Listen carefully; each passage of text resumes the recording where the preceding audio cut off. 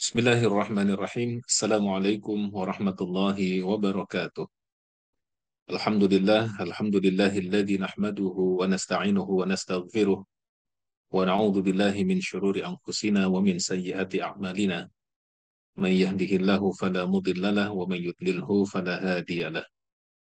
Asyhadu an la ilaha illallah wahdahu la syarikalah wa asyhadu anna Muhammadan abduhu wa rasuluhu wa la nabiyya ba'dah amma ba'd. Sahabat Asa TV yang disayangi, dimuliakan Allah Subhanahu wa Ta'ala, kaum muslimin dan muslimat yang mudah-mudahan kita semua di kesempatan hari yang baik ini, kita semua senantiasa dalam limpahan rahmat dan hidayah dari Allah Subhanahu wa Ta'ala. Alhamdulillah, puji syukur kepada Allah yang telah memberikan kita begitu banyak nikmat, dan di antara nikmat yang Allah anugerahkan kepada kita adalah nikmat kita bersama-sama masih bisa menjalankan aktivitas kita sebagai seorang profesional muslim, seorang pekerja, ya, baik di perkantoran maupun kita wira swasta, ataupun juga berdagang, ataupun aktivitas-aktivitas yang lainnya. Karena kerja merupakan bagian dari ibadah kepada Allah Subhanahu wa Ta'ala yang sebagai seorang kepala rumah tangga, khususnya kita laki-laki, ini merupakan kewajiban karena kita berkewajiban untuk memberikan nafkah kepada keluarga yang menjadi tanggungan kita, seperti anak dan juga istri atau bahkan orang tua yang sudah tidak mampu. Maka karena kita harus memberi nafkah kepada mereka, kita harus memiliki kemampuan finansial, dan itu bisa kita dapatkan ketika kita bekerja dengan baik. Dan oleh karena itu, alhamdulillah kesempatan malam hari ini, tema kita adalah tema terkait dengan bagaimana kita sebagai seorang muslim itu memiliki etos kerja yang baik, karena kerja dalam pandangan agama Islam merupakan ibadah kepada Allah Subhanahu wa Ta'ala, yang kita selain mendapatkan benefit duniawi berupa gaji, kemudian fasilitas dari kantor dan seterusnya, kita juga mendapatkan pahala yang besar dari Allah Subhanahu wa Ta'ala. Salawat teriring salam, mari pula kita haturkan kepada uswah dan qudwah kita, junjungan dan tauladan kita Nabi Muhammad sallallahu alaihi wasallam, yang telah memberikan contoh dan tauladan yang baik serta mulia kepada kita. Mudah-mudahan kita bisa istiqomah mengikuti sunnah-sunnah beliau hingga akhir hayat kita. Kaum muslimin dan muslimat, sahabat Asa TV yang dimuliakan Allah Subhanahu wa Ta'ala, sebagai pengantar Allah Subhanahu wa Ta'ala berfirman kepada kita, a'udzubillahi minasyaitonir rajim. Bismillahirrahmanirrahim. Wala tahinu wala tahzanu wa antumul a'launa in kuntum mu'minin. Wala tahinu, dan janganlah kalian bersikap lemah. Wala tahzanu, dan jangan juga kalian bersedih hati. Kenapa? Wa antumul a'launa, karena kalian itu a'la, adalah orang yang the best, orang yang paling mulia. Dan syaratnya apa? In kuntum mu'minin, jika kalian beriman kepada Allah Subhanahu wa Ta'ala. Karena iman itu adalah sesuatu yang paling mendasar dalam kehidupan. Tanpa iman orang hidup di dunia ini, maka semuanya hilang, musnah, sia-sia. Yang dia lakukan dan dia kerjakan tidak akan memiliki nilai apapun di sisi Allah Subhanahu wa Ta'ala.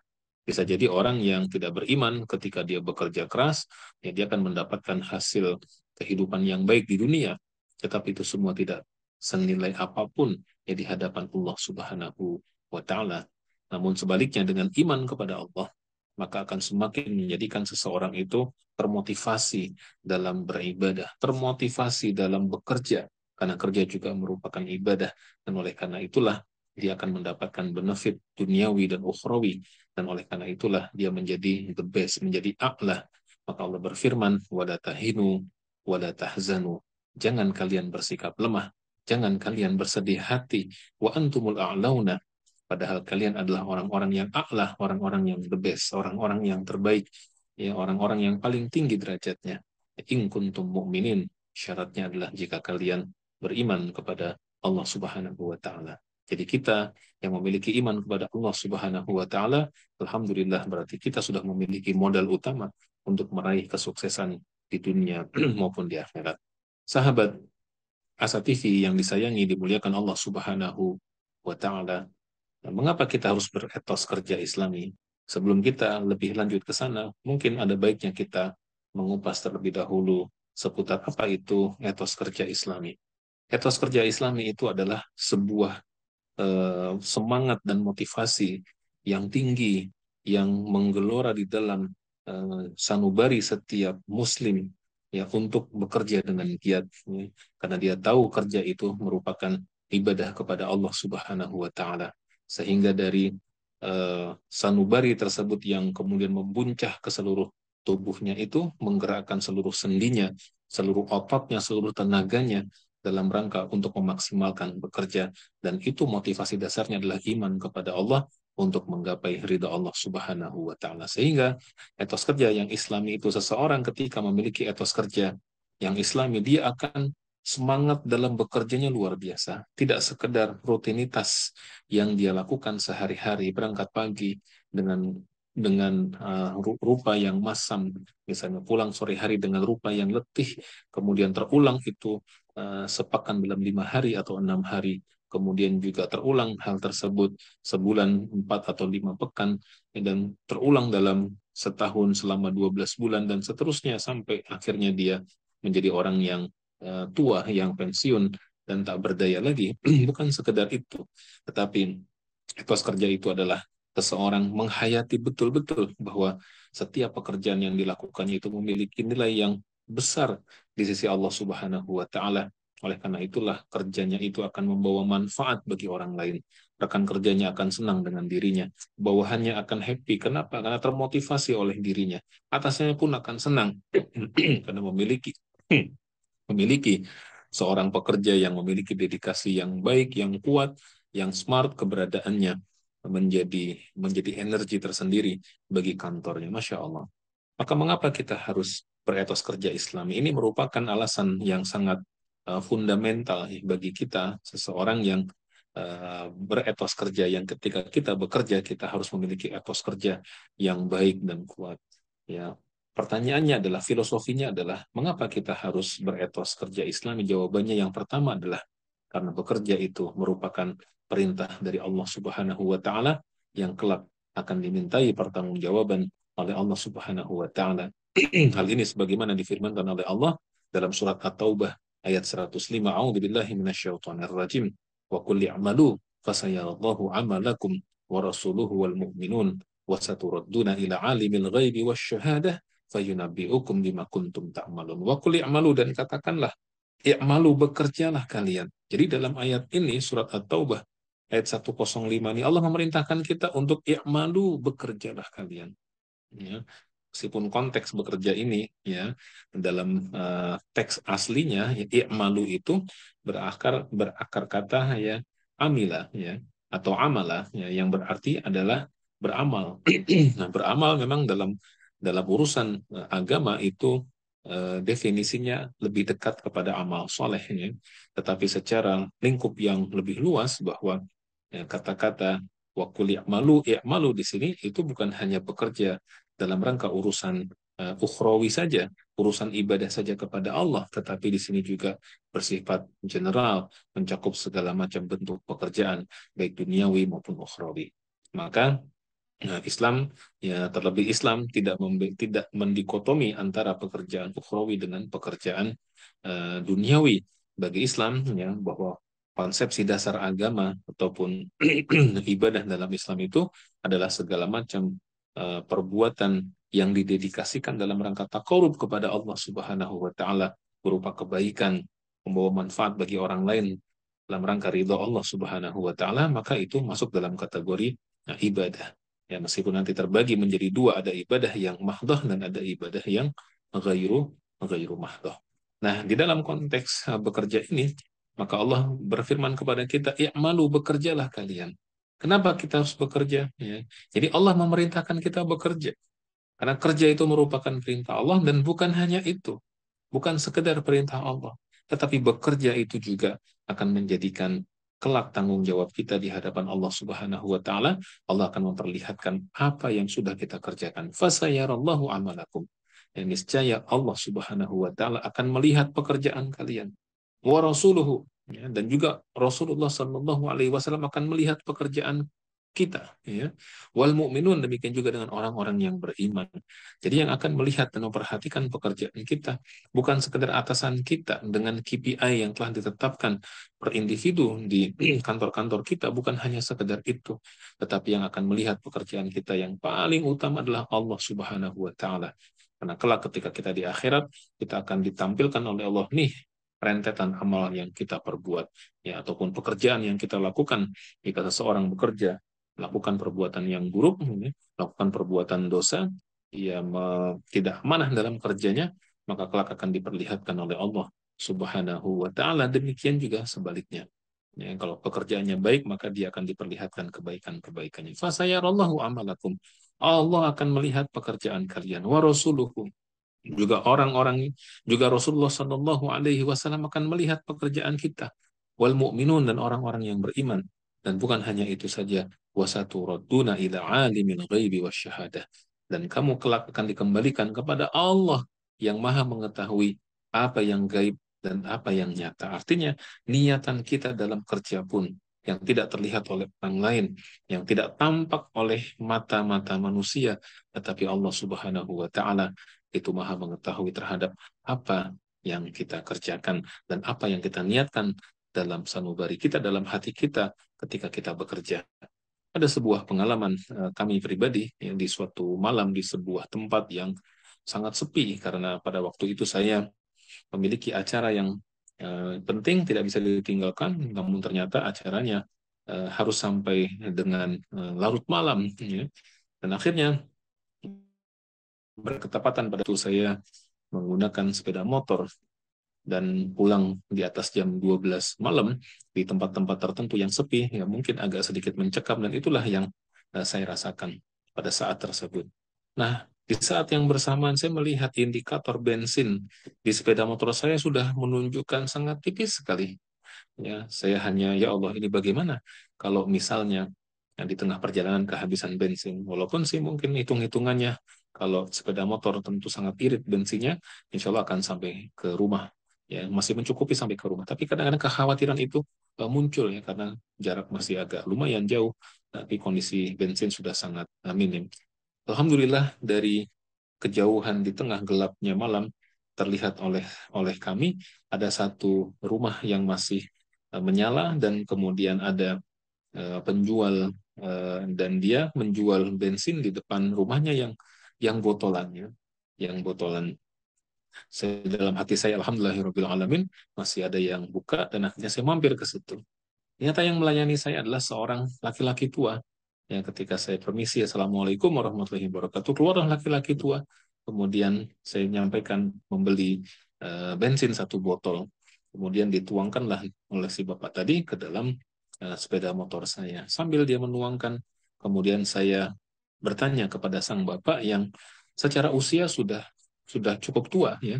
Sudah jelas di atas 60 tahun, mungkin hampir 70 tahun, tapi dia masih semangat dalam bekerja, ya, dalam mencari nafkah kehidupan, ya, untuk kehidupannya, ya. Padahal rumahnya juga bukan merupakan rumah yang yang buruk. Kemudian saya tanya, nah Bapak di sini sampai jam berapa tutupnya, gitu, ya. Kemudian dia mengatakan, ya sengantuknya saya, Den, gitu. Kalau saya sudah ngantuk, ya saya tutup, ini saya masukkan dan saya istirahat. Ya, tapi kalau saya masih tidak ngantuk, tetap akan usahakan jualan. Ya, sampai malam, sampai larut malam. Saya tanya lagi, kenapa Pak sampai dibela-belain sampai larut malam? Ya, kemudian beliau dengan senyumnya, ya, dengan kesederhanaannya mengatakan yang membuat hati saya tersenyum. Ya, apa kata beliau? Beliau mengatakan, bukan apa-apa, Den. Saya hanya khawatir, kasihan sama orang-orang yang lalu lalang di sini, ya kemudian dia kehabisan bensin. Ya, nanti bagaimana kalau dia di tengah jalan sana yang sepi, dia harus menuntun sepeda motornya, dan lain sebagainya. Masya Allah, langsung terenyuh di hati saya. Seorang laki-laki tua yang mungkin pendidikannya juga mungkin tidak S1, ya, mungkin juga baca Qur'annya tidak sebagus baca Quran sebagian dari kita, ya, orangnya sederhana, tetapi dia memiliki niatan yang mulia ketika dia bekerja, bukan sekedar mencari selisih antara harga dia membeli dan kemudian dia menjualnya kembali, ya, tetapi dia memiliki motivasi yang sangat mulia, ingin membantu orang lain, dia khawatir ada orang lain yang kehabisan bensin, kemudian di tengah jalan mungkin bermasalah dan kemudian eh, tentu tidak kita inginkan dia mendapatkan musibah, begal apa segala macam. Masya Allah. Jadi sahabat Asa TV yang disayangi dimuliakan Allah Subhanahu wa taala. Jadi kenapa kita harus beretos kerja Islami? Karena faktor yang paling utama adalah karena kerja itu merupakan ibadah, ya, merupakan ibadah yang diperintahkan oleh Allah Subhanahu wa taala dan bahkan akan dimintai pertanggungjawaban oleh Allah Subhanahu wa taala berkenaan dengan pekerjaan kita, termasuk dari niatan dan motivasi kita bekerja tersebut. Maka ketika kita bekerja, motivasi dasar utama yang harus kita miliki adalah bahwa bekerja kita itu semata-mata karena Allah Subhanahu wa taala, ya, bukan karena motivasi-motivasi yang lain. Adapun bekerja kita ingin mendapatkan upah, ya, atau mendapatkan salary yang kemudian salary tersebut nanti kita berikan kepada anak keluarga kita, iya. Ya, dalam Islam, dalam bekerja, betul harus, bahkan harus jelas hitam di atas putih, ya, tentang pekerjaannya apa, gajinya berapa, itu harus tertuang dengan jelas. Man istajaro ajran falyu'limhu ujrahu. Ya, siapa yang mempekerjakan seorang pekerja, maka dia harus memberitahu berapa gajinya, salary-nya. Jadi harus clear, tidak boleh orang bekerja tidak diberitahu gajinya, nanti dia akan kaget, ya, dengan di luar ekspektasinya. Misalnya ekspektasi gajinya sekian rupiah ternyata jauh di bawahnya, maka dia akan kaget. Jadi harus clear di depan, di awal, tetapi ibarat ibarat sebuah kertas sketsa dasar dalam di kertas tersebut adalah orientasinya Allah. Ya, adapun kerjaannya macam-macam, di situ juga ada jenis-jenis salary-nya dan lain sebagainya, itu bukan merupakan satu permasalahan. Yang kedua adalah, ya, karena Allah Subhanahu wa taala memberikan kepada kita banyak sekali keutamaan bagi para pekerja yang profesional dan beretos kerja yang Islami. Orang-orang yang bekerja, sahabat Asa TV yang dimuliakan Allah Subhanahu wa taala, orang-orang yang bekerja itu, ya, dia akan mendapatkan banyak sekali keutamaan. Selain kerja merupakan ibadah, sebagaimana tadi yang sudah kita bahas bersama-sama, tetapi bekerja itu juga memiliki banyak keutamaan-keutamaan, sebagaimana disebutkan dalam hadis Nabi Shallallahu Alaihi Wasallam. Yang kalau kita bahas keutamaan ini, maka kita tidak bisa lari. Kita mau lari kemana coba? Betapa mulianya pekerjaan dalam Islam. Selain dia perintah, dia punya banyak keutamaan. Apa keutamaan bekerja? Yang pertama adalah mendatangkan keberkahan. Bahwa orang yang bekerja itu akan mendatangkan keberkahan di dalam rizkinya, di dalam hidupnya. Ini sebagaimana hadis tentang jual beli, ya. Fa in sadaqa wa bayyana burika lahuma fi bainihima. Jadi penjual dan pembeli ketika mereka melakukan transaksi jual beli, dan itu merupakan bagian dari bekerja. Seseorang yang menjual sesuatu, ya, dia beli barang di satu tempat, dia kulak, ya, kemudian dia menjual di pasar, lantas dia mendapatkan keuntungan. Jika dia sodako, jujur, wabayana, dan transparan, ya, maka sabda Nabi, burika lahuma fi baihim. Allah berikan keberkahan pada jual beli di antara mereka. Keuntungannya jadi berkah. Harta yang dia beli pun juga menjadi berkah, Masya Allah. Jadi yang pertama adalah ketika kita bekerja profesional di kantor kita, sebagai sebagai karyawan, sebagai manajer, sebagai supervisor, atau bahkan mungkin di manajemen, ya, sebagai direksi atau yang lain sebagainya, ya, sahabat muslimun, dan kita kerja dengan sungguh-sungguh, ya, maka ini insya Allah akan menjadi keberkahan. Setiap rizki, gaji, salary, keuntungan, profit yang kita peroleh, maka akan menjadi keberkahan. Yang kedua adalah, ya, mendapatkan ampunan dosa. Ini ada sebuah hadis yang diriwayatkan oleh Al-Imam At-Tabrani. Ya, Nabi Shallallahu Alaihi Wasallam bersabda kepada kita, "Man amsa kalan min amali yadihi amsa maghfuran lahu." Jadi barang siapa yang amsa kalan, amsa itu dia mendapati dirinya di sore hari, kalan dalam kondisi capek kelelahan lantaran pekerjaan min amali yadihi yang dilakukan oleh kedua tangannya. Ya, kalau kita mungkin sekarang kerjanya input data, ya, kita tangan kita ngetik, ya, lihat data masuk, ketik, kita masuk lagi terus, ya, sampai tangan pegel, ya.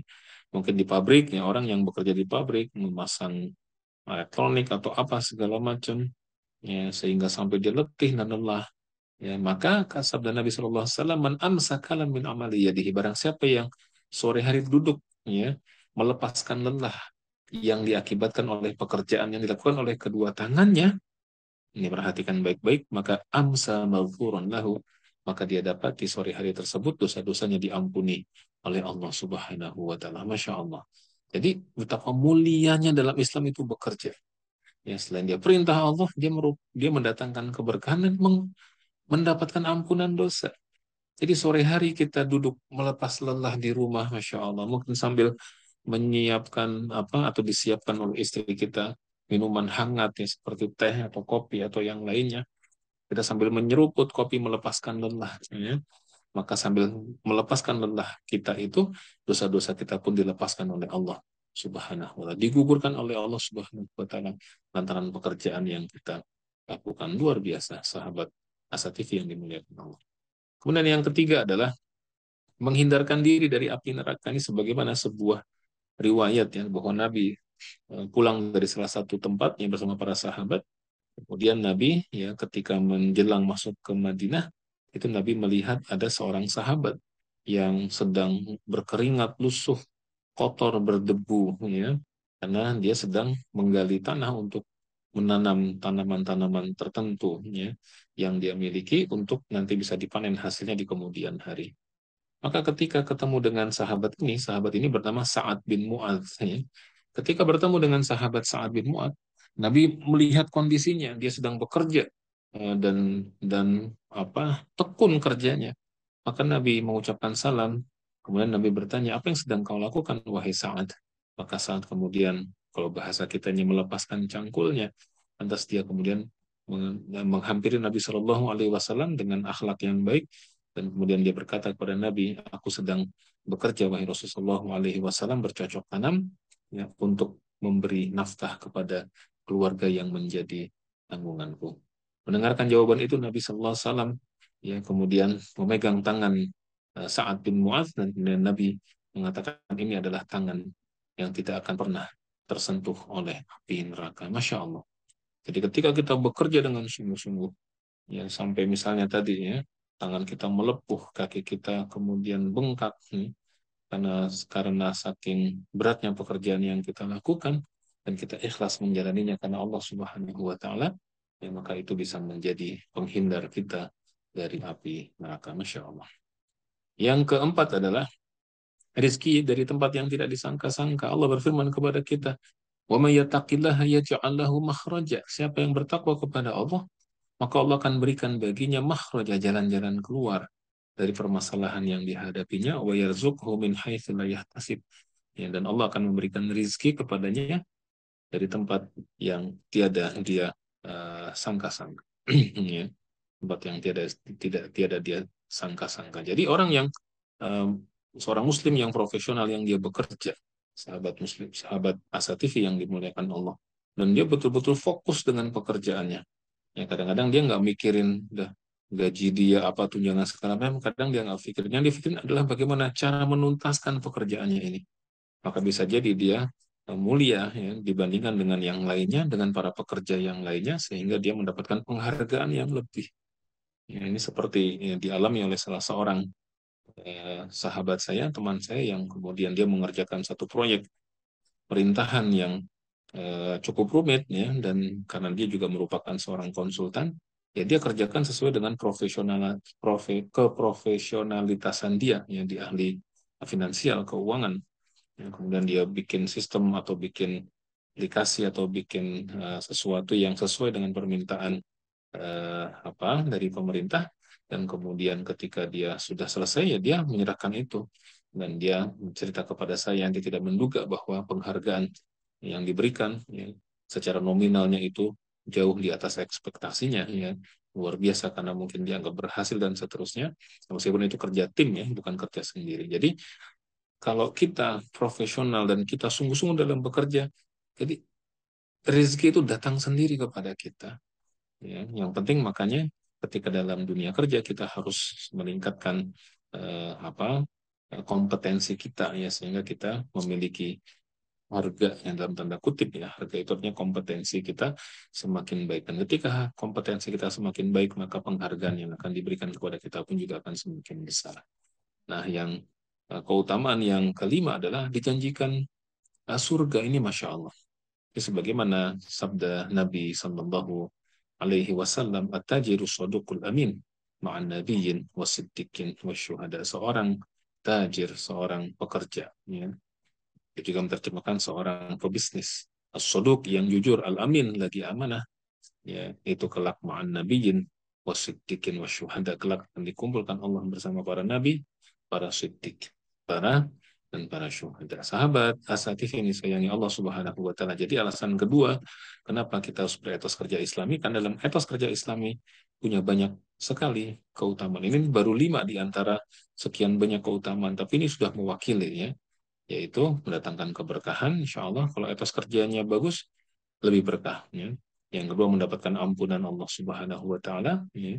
Yang ketiga, dihindarkan dari api neraka. Yang keempat, mendapatkan rezeki dari tempat yang tidak disangka-sangka. Dan yang kelima adalah dijanjikan surga. Sahabat Asa TV yang sayang Allah Subhanahu wa Ta'ala, ya, mungkin kita cukupkan terlebih dahulu sesi ini.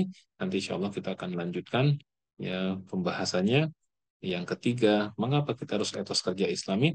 Tentu setelah pesan-pesan yang berikut ini.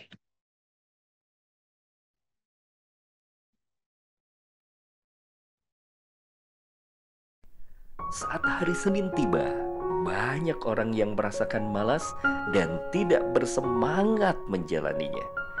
Tapi sekarang tidak boleh lagi terjadi. Tonton saja I Love Monday di Asa TV Indonesia. I Love Monday menghadirkan pembahasan mencerahkan dan aplikatif yang dikemas dalam I Love Myself, I Love My Job, I Love My Prophet, dan satu segmen spesial Solve with Love. I Love Monday setiap hari Senin di Asa TV Indonesia. Inspirasi keluarga Islami. Bismillahirrahmanirrahim. Sahabat Asa TV yang disayangi Allah Subhanahu wa Ta'ala, masih bersama saya Rizza Maulan, masih dalam program I Love Monday, I Love My Job. Ya. Kita masih mengupas tentang etos kerja Islami, bahwa seorang Muslim ya dia harus memiliki etos kerja yang baik. Ya. Kenapa? Karena bekerja merupakan perintah Allah Subhanahu wa Ta'ala, ya, dan bahkan bukan hanya itu, Allah kelak akan melihat dan memperhatikan apa yang sudah kita kerjakan dalam pekerjaan kita. Dan yang kedua adalah karena begitu banyak sekali keutamaan ya, yang Allah berikan kepada orang-orang yang memiliki etos kerja Islami yang baik, ya. Di antaranya mendapatkan keberkahan, rezeki dari tempat yang tidak disangka-sangka, menjadi ampunan dosa. Bahkan di beberapa riwayat yang lain itu apa namanya, ampunan dosanya itu spesifik ya. Inna minadz-dzunub ladzunuban. Sesungguhnya di antara dosa itu ada satu jenis dosa, la yukaffiruhas shalat, yang tidak bisa dosa itu dihapuskan dengan sholat, puasa, zakat, dan haji. Sampai sahabat bertanya, wa ma tukaffiruha ya Rasulullah, apa yang bisa menghapuskan dosa itu wahai Rasulullah? Beliau menjawab, ni al-humum fi talabil ma'isyah, semangat dalam mencari rezeki. Jadi semangat dalam mencari rezeki itu, insya Allah itu sudah bisa menjadi penggugur dan ampunan-ampunan bagi segala dosa-dosa seseorang. Ya. Dan juga bahwa tadi etos kerja Islami bisa mengantarkan seseorang masuk ke dalam surga, ke dalam jannah. Ya, sebagaimana hadis Nabi, at-tajiru saduqal amin, seorang pedagang. Ya. Memang konteksnya pedagang, tapi karena di zaman Nabi umumnya sahabat adalah pedagang. Ya. Seorang pekerja atau pedagang yang soduk, yang jujur, al-amin lagi amanah, yaitu ma'an nabiyyin wasiddiqin wasyuhada, kelak akan dikumpulkan bersama para nabi, para siddiqin dan syuhada. Nabi siddiqin dan syuhada tidak punya tempat di akhirat kecuali di dalam surga.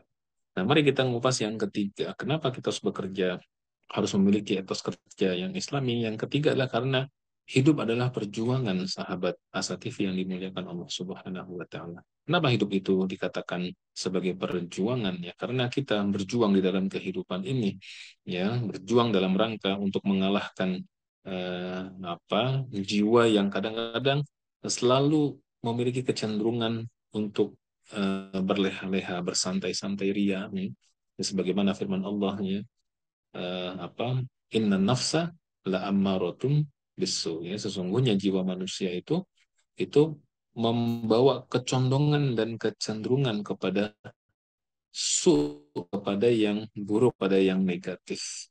Ya, ya, seperti tadi kita kalau mau menuruti keinginan hawa nafsu lebih asik leha-leha aja, santai-santai aja, nonton TV, tidur-tiduran gitu ya, ngobrol-ngobrol atau ngikutin tren seperti yang tren lagi ada sekarang, yang viral-viral gitu. Apa namanya, ya seperti anak-anak remaja yang begitu-begitu dan di medsos sangat ramai. Jadi kalau kita mau hidupnya begitu ya itu pilihan kita ya sahabat Asa TV yang disayangi Allah Subhanahu wa Ta'ala. Tetapi kita tentu tidak hanya menjadi apa ya, menikmati keberhasilan orang lain ya, tetapi kita harus menjadi pelaku keberhasilan itu sendiri, karena hidup adalah perjuangan. Kita harus memenangkan diri kita di atas hawa nafsu kita. Ya, kalau ketika hawa nafsu menginginkan kita asik, bukan dalam arti asik itu santai ya, santai berleha-leha. Nah, kita lawan ya, supaya kita memiliki eh, pergerakan, dalam arti orang bekerja itu orang yang bergerak nih. Oh, si pedagang misalnya, ketika dia berdagang, dia bergerak, dia harus buka toko pagi-pagi, dia kulak ke tempat grosir, kemudian dia bawa barangnya, dia kemas, dia packaging, dia hitung, kemudian dia jual kepada orang, ya, dan seterusnya, sehingga dia bisa mendapatkan ya, profit. Jadi, kalau pekerja kantoran, dia berangkat pagi ya, dari rumahnya, naik kendaraan umum atau kendaraan pribadi, kemudian di kantor dia mengerjakan tugas-tugas. Jadi ada gerak dalam dalam dirinya, karena orang yang bergerak itu lebih sehat ya, seperti air ya, air kalau yang tergenang dengan air yang mengalir tentu akan berbeda. Kalau air yang mengalir lebih sehat ya. Jadi sesuatu yang bergerak itu lebih dinamis, lebih sehat. Maka ada ungkapan Arab, tapi ini bukan hadis ya, al harokah barokah. Al harokah, jadi sesuatu yang bergerak itu barokah, akan mendatangkan keberkahan dibandingkan dengan kita diam, banyak tidur-tiduran, nonton TV, ya, dan lain sebagainya. Jadi hidup ini adalah perjuangan, dan karena hidup merupakan perjuangan, sahabat Muslim Room yang disayangi Allah, sahabat Asad TV yang disayangi Allah Subhanahu wa Ta'ala, ya, maka kita ya perlu untuk menyikapinya ya dengan baik, sebagaimana Allah berfirman kepada kita, A'udzubillahi minasyaitonir rajim. Bismillahirrahmanirrahim. Walladzina jahadu fina lanahdiyannahum subulana wa innallaha lama'al muhsinin. Dan orang-orang yang bersungguh-sungguh untuk mencari keridhaan kami, maka benar-benar akan kami tunjukkan kepada mereka jalan-jalan kami. Wa innallaha lama'al muhsinin, dan sesungguhnya Allah benar-benar beserta orang-orang yang berbuat baik. Nah, ini yang ketiga, sahabat Muslim Room, kenapa kita harus beretos kerja Islami? Karena hidup adalah perjuangan dan banyak tantangan dan rintangan dalam kehidupan. Ini yang kita harus menangkan. Kalau kita tidak bisa memanage diri kita sendiri untuk bekerja dengan baik, bagaimana kita akan bisa meraih dan mendapatkan sukses? Yang keempat adalah, kenapa kita harus beretos kerja Islami? Yang keempat adalah karena segala amal perbuatan yang termasuk di dalamnya pekerjaan kita itu senantiasa diawasi oleh Allah Subhanahu wa Ta'ala dan dicatat oleh para malaikat yang mulia. Apa yang kita kerjakan di balik ruang kerja kita di kantor, ya, dengan laptop yang yang menghadap ke tembok, yang kemudian berlawanan dengan arah pintu masuk, sehingga apa yang kita kerjakan orang lain tidak bisa melihatnya. Tetapi ketahuilah bahwa ya, meskipun orang lain tidak bisa melihat, media Allah Subhanahu wa Ta'ala, dia sangat tahu persis apa yang kita lakukan, kita pekerja, yang kita kerjakan. Bahkan ada dalam tanda kutip CCTV-nya ya, ada apa namanya, yang merekam bagaimana pekerjaan kita, yang kelak itu rekamannya akan diputarkan di yaumil akhir kelak ya, perihal pekerjaan-pekerjaan yang kita lakukan selama hidup di dunia ini. Allah berfirman kepada kita, A'udzubillahi minasyaitonir rajim. Bismillahirrahmanirrahim. Wa inna 'alaikum lahafizun. Adalah sesungguhnya bagi kamu itu ada malaikat-malaikat yang mengawasi pekerjaanmu. Ya, kiraman katibin, yang mulia di sisi Allah dan yang mencatat pekerjaan-pekerjaanmu itu. Ya'lamuna ma taf'alun, mereka mengetahui apa yang kamu kerjakan. Di balik layar monitor laptop ataupun komputer kita bermain games misalnya, atau kita melakukan aktivitas lain yang bertentangan dengan tugas-tugas kita di kantor, meskipun tidak ada yang melihat, tidak ada yang mengawasi, tapi ya Allah Subhanahu wa taala Maha tahu, karena ada para malaikat-malaikat yang ditugaskan oleh Allah Subhanahu wa taala untuk mengawasi hal tersebut. Ya, tentu bagi kita utamanya dalam bekerja bukan karena takut, tetapi kita utama dalam bekerja adalah karena ingin menggapai ya, cita-cita kita menjadi orang yang diridhoi oleh Allah Subhanahu wa taala. Yang kelima adalah sahabat Asa TV yang disayangi dimuliakan Allah Subhanahu wa taala. Kenapa kita harus beretos atau memiliki etos kerja yang Islami? Karena kelak ya, semua manusia itu akan diberitahukan oleh Allah Subhanahu wa taala terhadap apa yang tersembunyi di balik relung hati dirinya gitu ya. Ini sebagaimana firman Allah surat Al-Adiyat ayat 9 sampai dengan 11. A'udzu minasyaitonir rajim. Afala ya'lamu idza bu'thira ma fil qubur. Maka apakah mereka tidak mengetahui apabila dibangkitkan ya apa yang ada di dalam kubur? Wa husila ma fis sudur, dan dilahirkan apa yang ada di dalam dada. Inna rabbahum bihim yawma idzil khabir. Sungguhnya Tuhan mereka pada hari itu adalah Maha mengetahui keadaan mereka. Masya Allah. Sahabat Asa TV yang disayangi dimuliakan Allah Subhanahu wa taala, ayat ini ya menggambarkan kepada kita betapa Allah ya mengetahui betul apa yang kita lakukan. Oleh karena itu, ya, meskipun tidak ada orang lain yang mengetahui, ya, kecuali diri kita, tapi Allah Subhanahu wa taala Maha mengetahui. Apapun yang kita lakukan dari yang besar sampai yang terkecil sekecil-kecilnya, ya. Dan ini menjadikan kita harus memiliki motivasi yang kuat dalam rangka menggapai ridha Allah Subhanahu wa taala. Yang keenam adalah mengapa kita harus beretos kerja Islami? Karena Allah mencintai orang-orang yang profesional dan beretos kerja Islami dalam melakukan pekerjaannya. Ini sebagaimana hadis tadi ya. An Aisyah radhiyallahu anha, dari Aisyah semoga Allah meridhoinya, anna Rasulullah sallallahu alaihi wasallam qala, bahwa Nabi sallallahu alaihi wasallam bersabda, innallaha yuhibbu, sesungguhnya Allah Subhanahu wa taala itu mencintai, idza amila ahadukum amalan ayutqinahu, ketika salah seorang di antara kalian melakukan satu pekerjaan, dia melakukannya secara itqan, secara sempurna, secara tuntas, ya, secara profesional. Dia punya KPI 3 ya, dalam pekan ini misalnya 3-3-nya terlampaui. Dia punya target double X rupiah, maka dia bahkan bukan hanya double X, biasa sampai triple X rupiah. Itu adalah ciri orang yang memiliki etos kerja yang Islami.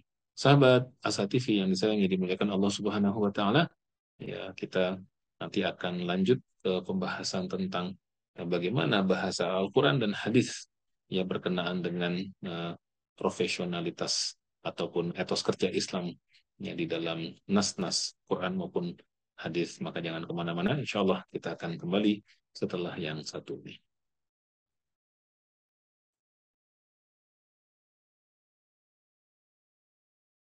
Menuntut ilmu adalah sebuah jalan yang akan mengantarkan manusia pada kemuliaan.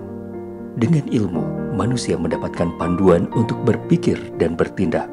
Untuk itu, Asa TV Indonesia menghadirkan Pustaka Asa, sebuah ruang pembelajaran sistematis bersama para pakar di bidangnya. Quranic Study Series, Quranic Life, Prophet Manner, dan berbagai bidang keilmuan yang dibahas dengan cara menyenangkan.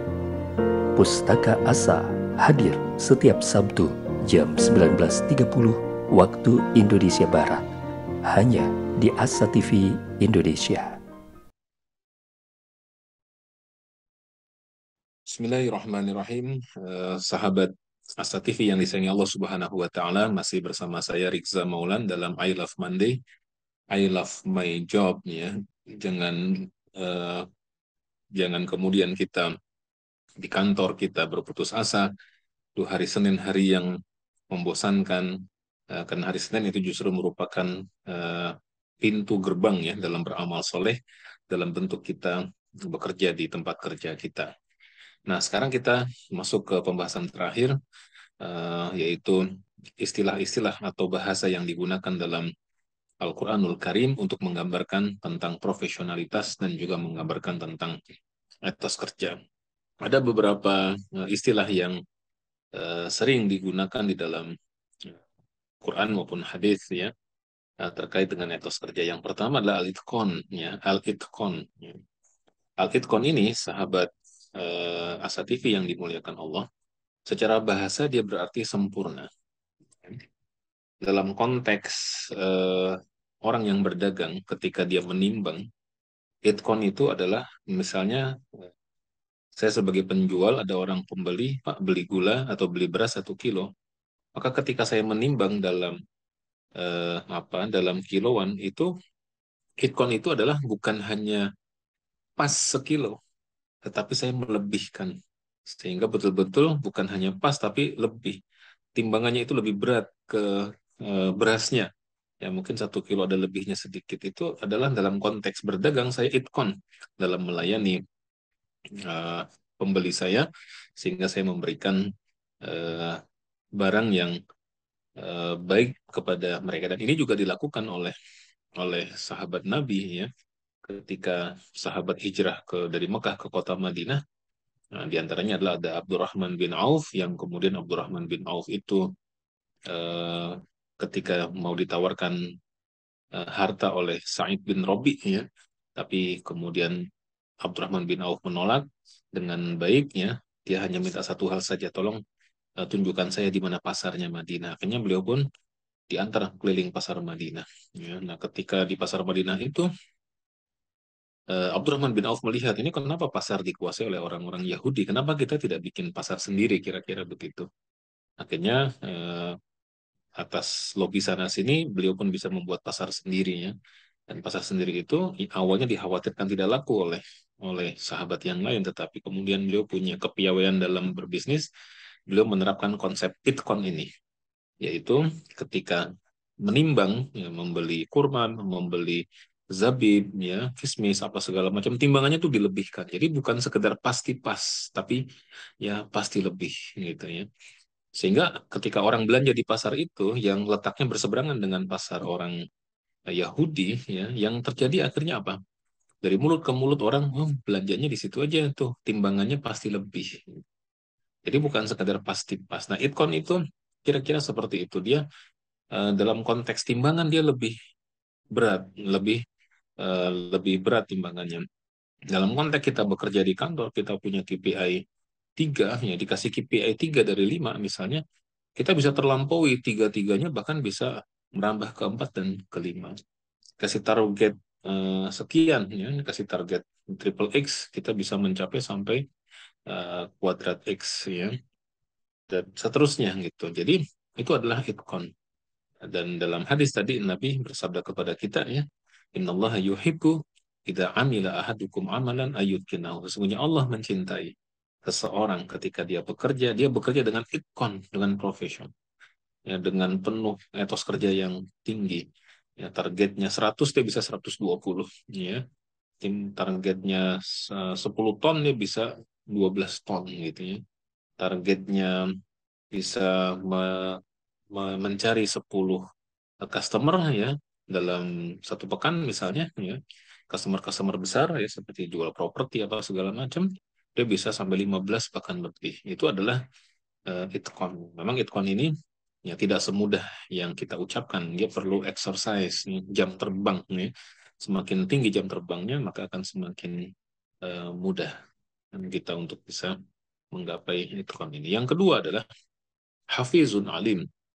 Ya, ini adalah sebuah istilah yang ya, digunakan dalam Al-Quran di surat Yusuf khususnya, dan menceritakan tentang Nabi Yusuf alaihi salam yang memiliki profesionalitas yang luar biasa. Ya, apa itu hafizun alim? Hafiz itu artinya amanah. Alim itu artinya profesional. Ini bahasa bebasnya ya. Hafiz itu artinya menjaga ya, artinya dia amanah. Alim itu dia mengetahui, artinya dia profesional, dia punya skill, kompetensi yang luar biasa. Ya, nah ini adalah kisah dari bagaimana Nabiullah Yusuf alaihi salam ketika beliau kemudian di istana raja dan kemudian beliau eh, melihat bagaimana raja bermimpi ada 7 sapi kurus-kurus memakan 7 sapi gemuk, 7 bulir gandum yang kosong dan 7 bulir gandum yang berisi dengan penuh. Ya. Ketika raja bingung dengan mimpi itu, Nabi Yusuf mentakwilkan bahwa kelak akan muncul 7 masa panen seperti biasa. Tapi setelah 7 tahun itu, ya, air hujan tetap turun, gandum tetap menghasil bisa dipanen, kemudian hewan ternak juga bagus-bagus, ya, dan seterusnya. Tetapi setelah itu akan muncul 7 tahun berikutnya yang tidak setetes air hujan pun turun. Tidak satu bulir gandum pun bisa dipanen. Tidak satu pun hewan bisa diperah susunya. Kira-kira begitu. Yang raja yang mendapatkan takwil begitu menjadi kepikiran, nih gimana caranya ya? Dia cari sana sini segala macam, nih gimana nanti mengatasi setelah 7 tahun ini? Maka Nabi Yusuf punya ilmunya, ya bagaimana cara mengatasi itu yang kemudian kita kenal dengan financial planning, ya. Nah, Nabi Yusuf mengatakan kepada raja, ya, ij'alni ala khazainil ardi inni hafizun alim. Wahai raja, kalau engkau khawatir terhadap hal tersebut dan kau bingung mencari orang, jadikan saya sebagai bendaharawan negara. Kenapa? Karena ini hafizun alim. Saya amanah dan profesional. Ya, ada dua hikmah yang bisa dipetik dari ayat ini ya tentang kisah Nabi Yusuf. Yang pertama adalah ternyata kita boleh meminta jabatan kalau kita punya kompetensi yang baik, ya.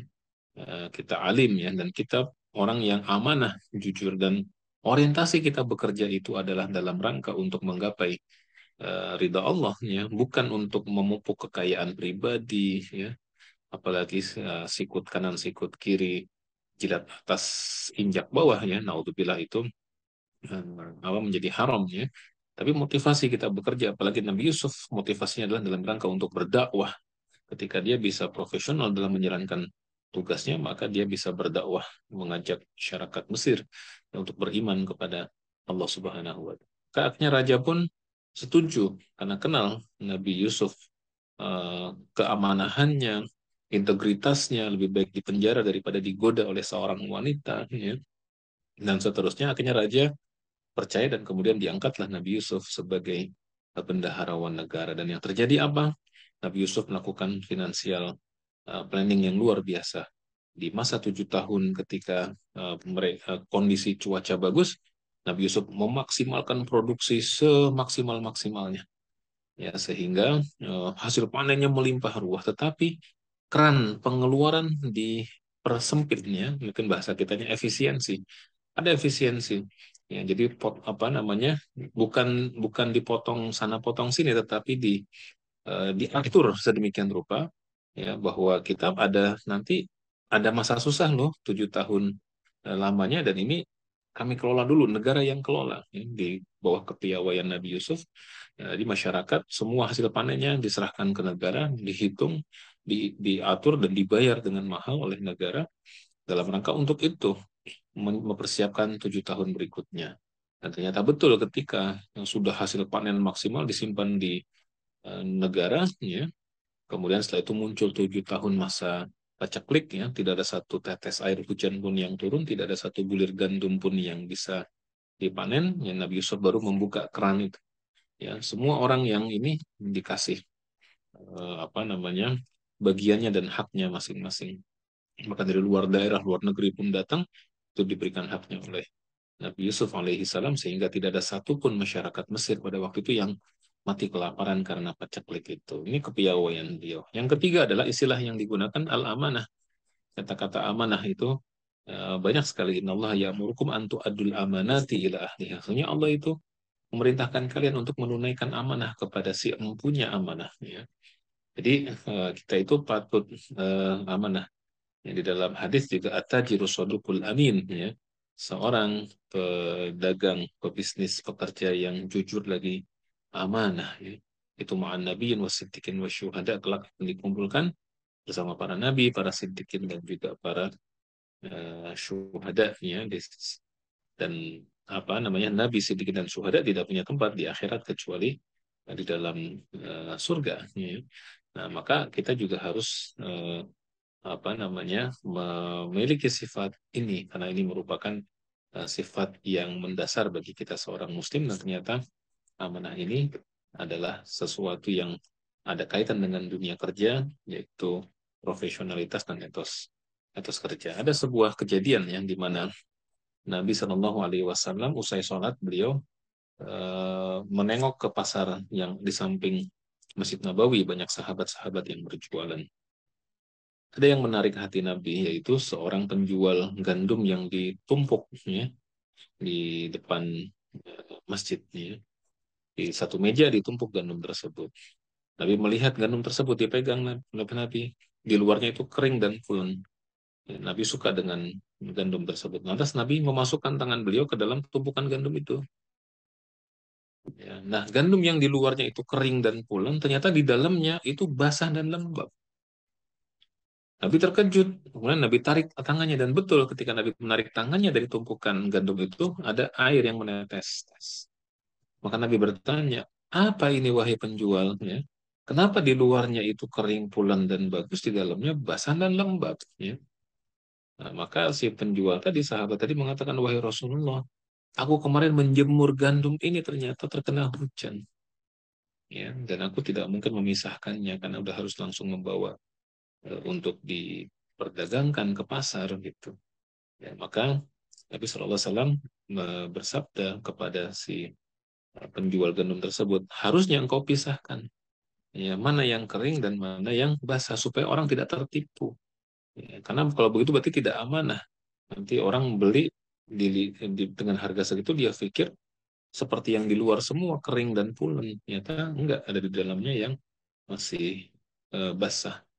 Ya, maka Nabi bersabda, "Man ghasyana falaysa minna." Orang siapa yang berbuat curang kepada kami, dia bukan termasuk golongan. Ini dia tidak amanah. Ya.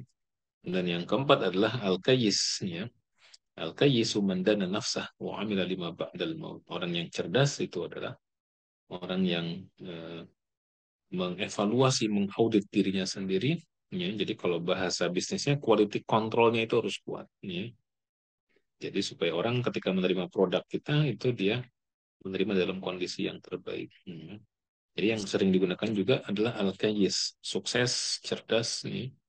Dan kayyis itu memiliki dua ciri, mandana nafsahu, evaluatif, ya, wa amila lima ba'dal maut, dan visioner. Visionernya bukan untuk 5, 10, 20 tahun ke depan saja, tetapi menembus batas kehidupan dunia, ya, sampai berpikir untuk akhirat ini.